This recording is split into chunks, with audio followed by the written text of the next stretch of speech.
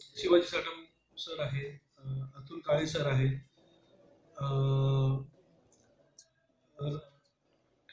रानाडे, हां रानाडे सर आहे, समीर चौगुले आहे आणि स्नेहल सिदम आहे. हा सिनेमा येत्या 26 जानेवारीला पूर्ण महाराष्ट्रात प्रदर्शित होतोय. गाण्याचं जर सॉन्ग बद्दल जर सांगायचं तर या सिनेमामध्ये 2 सॉंग्स आहेत.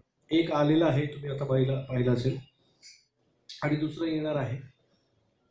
सिनेमाचं म्युझिक केलं समीर साप्तिस्कर यांनी आणि यांचं या सिनेमाचं शूट जे झालेलं आहे ते पुणे, वाई, भोर या परिसरात झालेलं आहे.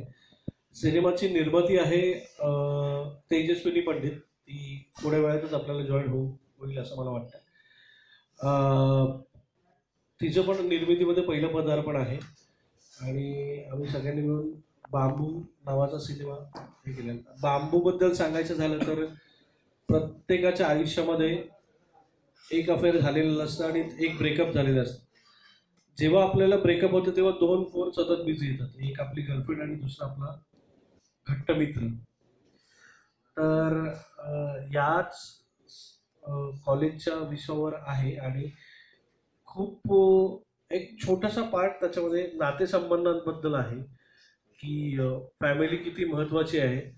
अगेन सोशल मेसेज याच्यामध्ये थोडा आहे. तो आत्ता आम्ही तुम्हाला कुठेच प्रमोशनमध्ये तो दिसणार नाही, कारण लोकांना जर थिएटरमध्ये आणायचं असेल तर त्यांना एंटरटेन द्यावं लागेल. ती एंटरटेनमेंट आल्यावर थोडंसं चिमटा काढून एक सोशल मेसेज देण्याचा प्रयत्न केलेला आहे. तो सिनेमा करताना हा एक कटाक्षाने नियम पाळला गेला होता की कुठेच लोकांना चुकीचा मेसेज जाईल किंवा चुकीचं वाटेल हे कधीच प्रयत्न केला नाही. हा झाला माझा एक्सपिरियन्स. या सिनेमाचा रायटर आहे अंबर विनोद हडप, ज्याने अगोदर बालक पालक लिहिला होता, TP1 लिहिला होता, त्याच्यानंतर आता तो जग्गल जुडो त्याचा येतो, येलो त्याने लिहिला होता. तर अंबर आणि मी पहिल्यांदाच यावेळेस काम करतो, तर ती आमच्या दोघांची मजा खूप वेगळी होती. माझ्याकडून मी आता माईक देतोय, तेजस्विनी आलेली आहे सिनेमाची निर्माती.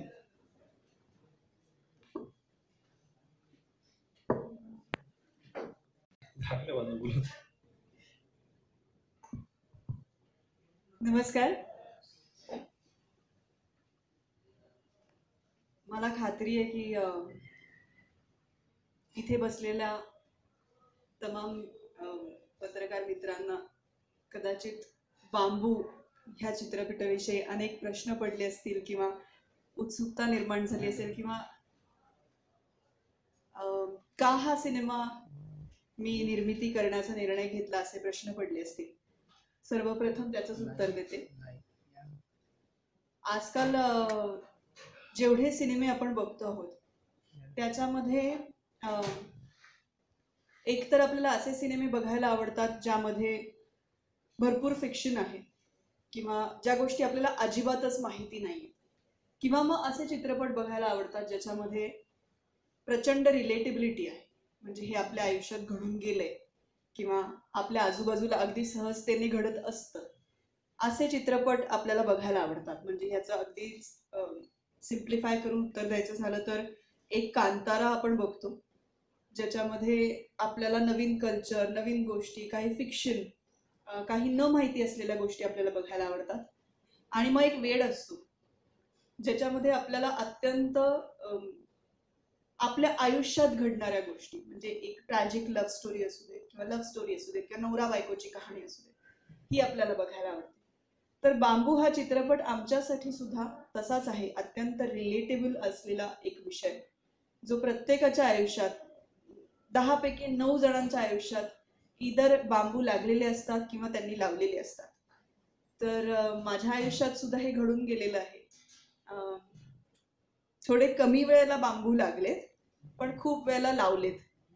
तर त्यामुळे मला ह्याची रिलेटेबिलिटी खूप होती आणि एक अत्यंत आपण म्हणतो जसं की पुढची पिढी आहे ही सगळी, अख्खी म्हणजे इंडस्ट्री पुढे हे लोक चालवणार आहेत आणि त्यांच्यावरती विश्वास ठेवून त्यांच्या एनर्जीने काम करायची इच्छा होती, म्हणून बांबू ह्या चित्रपटाची मी आणि Santosh Kher creative vibe under आम्ही याची निर्मिती केलेली आहे.